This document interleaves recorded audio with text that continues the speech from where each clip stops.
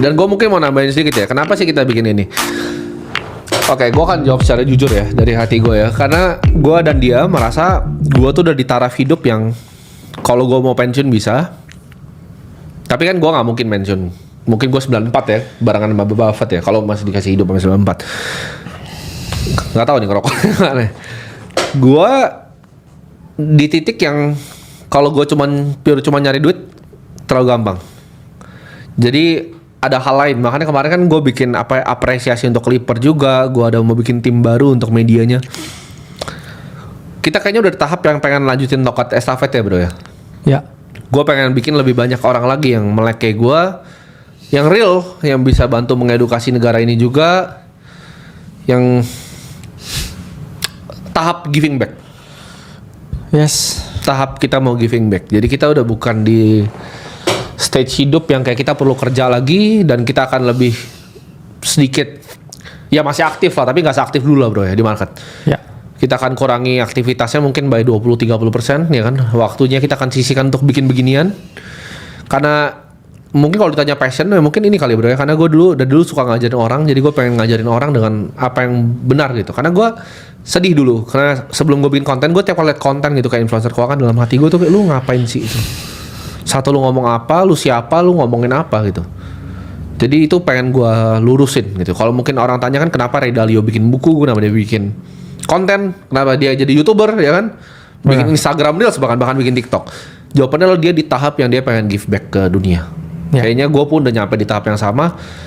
Gue ngomong di sini ya, mungkin gue kalau trajektori umur tuh ya salah satu yang paling muda paling kaya, tapi apakah gue akan jadi sekaya Warren Buffett? Enggak, menurut gue enggak. Karena menurut gue dia lebih pintar dari gue. Apakah gue akan sekaya Ken Griffin, Ray Dalio? Mungkin enggak. Ya. Mungkin gue akan sampai tua nambah beberapa belas, mungkin 10 T. Iya. Sampai umur 40-50. Itu udah pasti, udah 100% kejadian. Karena tinggal dikompal 20% kan. Lu hitung kan tinggal kompal 20%. Benar. Udah pasti kejadian. Ya sisa hidupnya mau dipakai untuk apa kan? Pertanyaan itu. Dan ujung-ujungnya uang kan juga cuma uang. Gue bilang yang lebih enak dari gue ya mungkin rumah gue lebih enak, gue bisa beli mobil yang gue mau, travel gue lebih enak. Ya, tapi kan overall rasanya juga sama aja kan sebenarnya. Sama aja, gue tetap makan Indomie. Favorit gue Indomie telur 2. Kopi pun sama, ya bahkan dibikinin sama anak kantor gue. Jadi ini di tahap gue berasa gue dilahirin di dunia ini bukan cuma sekedar untuk jadi orang kaya, tapi untuk bikin impact untuk society. Ya. Untuk ngajarin kalian mana yang baik dan benar, bantu bimbing kalian. Jadi makanya di sini kita bikinnya pertanyaan kan. Karena kapan lagi lu bisa tanya dengan orang yang punya aset liquid kayak gue ya? Gue bilang itu mungkin nggak ada, mungkin 300 nggak ada di Indonesia, di negara ini. Ya, 1 dari 300 lu bisa tanya di sini. Kita luangin waktu kita mungkin beberapa puluh menit ini, ya bisa jadi kalian bertanya, dan kita mungkin bikin lebih sering ya bro ya, kalau kalian emang suka kita bikin seperti ini. Benar. Kalau dari lu gimana? Kenapa akhirnya? Ya gue tau lu ambisinya nggak sebesar gue ya kan. Ya. Lu nggak pengen sampai mungkin belasan T gitu kan. Yes. Kenapa? Tapi akhirnya lu decide mau begini. Jadi saya memang punya preferensi hidup yang lain ya. Mungkin kalau beberapa orang yaitu yang dikejar kekayaan, Ya. kayak mungkin saya ketenangan hati juga. Iya. Tapi kadang hati saya itu juga nggak tenang dengan situasi dan juga keadaan sosial yang ada sekarang.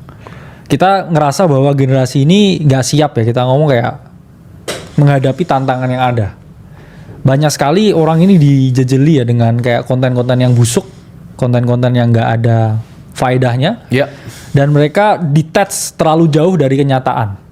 Dan ya tujuan kita ya sebagai orang yang kita ngomong, kita cukup beruntung lah. Kita nggak yang paling pintar, kita yang cukup beruntung dan punya platformnya buat ngomong, ya nggak ada salahnya buat kita ngomong. Karena kan sama seperti maraton bro ya, tongkat estafet itu harus selalu diturunkan. Dan kita berharap banyak orang ya, banyak teman-teman di sini ini yang bisa mengikuti cara pikir kita, cara kita untuk melakukan sesuatu ke depan. Karena kan ya saya percaya bahwa amalan baik ya, atau kayak pesan-pesan yang baik itu selalu bisa diteruskan. Ya betul. Dan ya salah satunya mungkin ini platformnya untuk kita edukasi masyarakat bro, bukan tentang keuangan aja ya. Karena kan teman-teman banyak sekali belajar hal di sini tentang kehidupan. Setuju.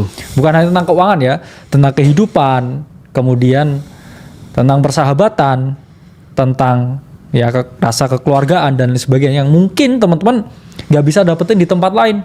Betul. Karena kita semua sama ya, saya pun sama Bro Timothy sama. Mungkin beda dari aspek ya masa lalu atau background dan lain sebagainya. Tapi kan semua orang yang berada di sini atau nonton ini selalu dibentuk ya oleh trauma masa lalu juga. Semua orang punya trauma masa lalu. Semua orang pernah merasa di tahap yang paling hopeless dan akhirnya baru dia bisa melakukan sesuatu di hidupnya. Dan saya rasa juga 14.000 orang di sini juga pernah ada di masa itu atau sedang di masa itu. Ya kita saling ini ya, mencari kayak obat untuk penyembuhnya kan sebenarnya. Iya, betul.